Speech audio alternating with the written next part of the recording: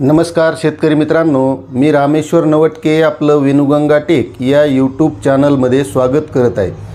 शेतकरी मित्रांनो, मागेल त्याला सौर पंप योजनेमध्ये बऱ्याच शेतकऱ्यांनी अर्ज भरले, काही शेतकऱ्यांनी पेमेंट केलं, त्यानंतर काही शेतकऱ्यांनी वेंडर सिलेक्शन केलं आणि आता बऱ्याच शेतकऱ्यांना सेल्फ सर्वेचे सुद्धा SMS येत आहेत। काही शेतकऱ्यांचे सेल्फ सर्वे सुद्धा झालेले आहेत आणि त्यामध्ये आता ज्यावेळेस कंपनीचं सौर पंपाचं जे मटेरियल येतं त्यामध्ये शेतकऱ्यांची अडवणूक केल्या जात आहे किंवा त्यांच्याकडून पैसे मागितले जात आहेत, अशा माध्यमामध्ये बातम्या येत आहेत।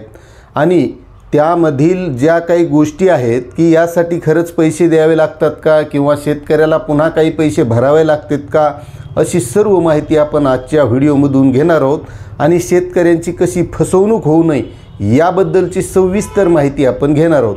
तत्पूर्वी मित्रांनो, तुम्हाला एक महत्त्वाची विनंती आहे की तुम्ही जर आपलं चॅनल आणखी सबस्क्राईब केलं नसेल तर आपलं चॅनल सबस्क्राईब करून घ्या, कारण आपण या चॅनलच्या माध्यमातून शेतकऱ्यांविषयी महत्त्वाची माहिती, त्यामध्ये पीक विमा असेल, अतिवृष्टी अनुदान असेल, सौर पंपाच्या योजना असतील, विविध शासनाचे GR असतील, अशी सर्व माहिती आपण इत्थंभूत आणत असतो। तर शेतकरी मित्रांनो, मागेल त्याला सौर पंप योजनेमध्ये बऱ्याचशा शेतकऱ्यांनी अर्ज भरले। प्रत्येक शेतकऱ्याला वाटत होतं की आपल्याला सौर पंप मिळालाच पाहिजे। आता वाटणंही साहजिक आहे, कारण पाण्याची उपलब्धता जर शेतामध्ये असेल आणि तेथे जर विजेचं कनेक्शन नसेल तर शेतकऱ्याला पाणी देण्यासाठी सौर पंप हा उत्तम पर्याय आहे आणि चांगला पर्याय आहे, कारण याने दिवसा पाणी देता येते, रात्री बेजार होण्याची गरज नाही। म्हणून बऱ्याचशा शेतकऱ्यांनी अर्ज भरले।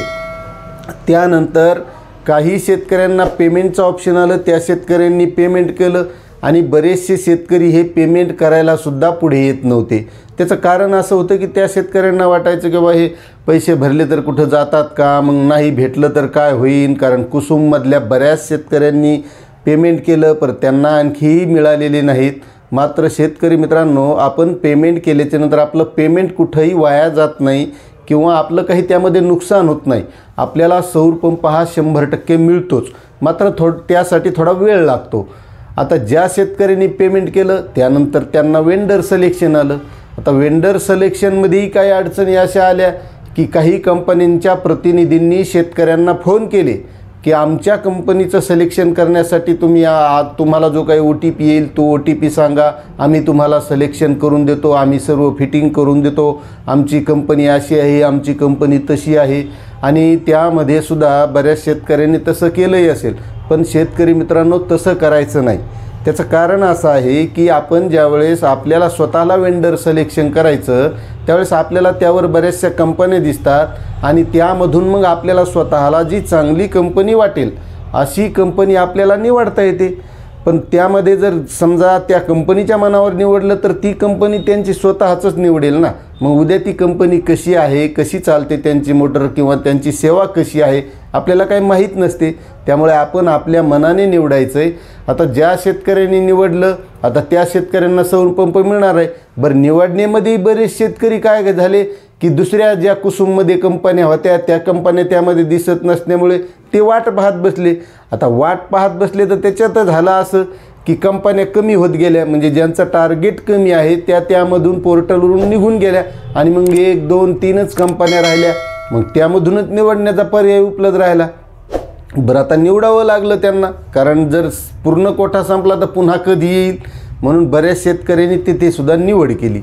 आता या माध्यमातून मग शेतकऱ्यांना सेल्फ सर्वेचे मेसेज आले, बऱ्याचशा शेतकऱ्यांचे सर्वे होत आहेत आणि आता महत्त्वाची गोष्ट आहे की शेतकऱ्यांना ते मटेरियल येत आहे सौर पंपाचं, त्यामध्ये मोटर असेल, सोलर प्लेट असेल, ते स्ट्रक्चर असेल आणि याची वाहतूक करण्यासाठी त्या काही कंपन्या कुठंतरी जिल्ह्याला बोलवत आहेत, त्या शेतकऱ्याला तुमचं वाहन पाठवा, तुम्ही तुमचं मटेरियल घेऊन जा, मग आम्ही फिटिंगला येऊ, मग फिटिंग करून देऊ, असं काही माध्यमामधून वाचण्यात आलं। पण यामध्ये महत्त्वाची गोष्ट आहे शेतकरी मित्रांनो की आपण यासाठी या अगोदरच 10% रक्कम भरलेली आहे। SC STचे जे काही शेतकरी आहेत त्यांनी 5% भरलेली आहे, त्यावर आपल्याला पुन्हा 1 रुपयासुद्धा देण्याची गरज नाही, कारण सरकारनंच ठरवून दिलेलं आहे की शेतकऱ्यांनी 10% रक्कम भरायची, 90% सरकार भरणार आणि मग त्या कंपनीचं ते काम आहे की त्या शेतकऱ्याच्या शेतामध्ये ते वाहतूक करणं, म्हणजे ते सगळं स्ट्रक्चर असेल, सोलर प्लेट असेल, मोटर असेल, सर्व शेतकऱ्याच्या बांधावर नेणं, जिथं त्यांची बोर असेल, विहीर असेल तिथं फिट करून देणं, ते फिटिंगसाठी खडी लागेल, रेती लागेल, जे काही मटेरियल लागेल ते खड्डा खांदण्यासहित सर्व त्या कंपनीनं करून द्यायचं आहे। त्यासाठी शेतकऱ्यांनी कोणताही 1 रुपया द्यायचा नाही किंवा कोणती खडी देण्याची गरज नाही, रेती देण्याची गरज नाही, ते कंपनीचं काम आहे। त्यामुळे कोणत्याही शेतकऱ्याची या माध्यमातून फसवणूक होऊ नये किंवा शेतकऱ्यांना जिल्ह्याला न्यायचं म्हणजे आता काय वाहनाला भाडं भरपूर लागतं आहे, त्यामध्ये तसं शेतकऱ्यांचं कोणतंही नुकसान होऊ नये, ही जिम्मेदारी पूर्ण त्या कंपनीची आहे। तुम्ही सिलेक्शन जी कंपनी केली मग ती कंपनीचं काम आहे की तुमच्या शेतावर आणून फिट करून देणं, फिट झाल्याच्यानंतर कंप्लीट तुमचं पाणी निघेपर्यंत जिम्मेदारी त्यांची। बरं तिथंही जिम्मेदारी संपत नाही, 5 वर्षांची वॉरंटीसुद्धा आहे। म्हणजे तुमच्या सोलर पंपला काही प्रॉब्लेम आला, सोलर प्लेटला काही प्रॉब्लेम आला, स्टार्टरला प्रॉब्लेम आला तर त्या कंपनीनं 5 वर्ष सेवा देण्याची गरज आहे। त्यामुळे आज आपल्याला कुठंही रुपया खर्च करण्याची गरज नाही किंवा ते वाहतूक मटेरियल काय आणण्यासाठी जो काही खर्च लागेल तो सर्व त्या कंपनीनं करायचा आहे, शेतकऱ्यांनी 1 रुपयाही द्यायचा नाही।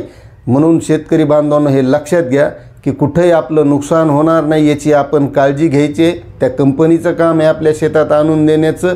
ही अशी महत्त्वाची माहिती होती। तुम्हाला ही माहिती कशी वाटली नक्कीच कमेंट करा आणि चॅनलवर नवीन असाल तर सबस्क्राईब करा आणि ही माहिती प्रत्येक शेतकऱ्यापर्यंत शेअर करा, कारण शेतकऱ्यांची फसवणूक होऊ नये हाच आपला उद्देश आहे। धन्यवाद।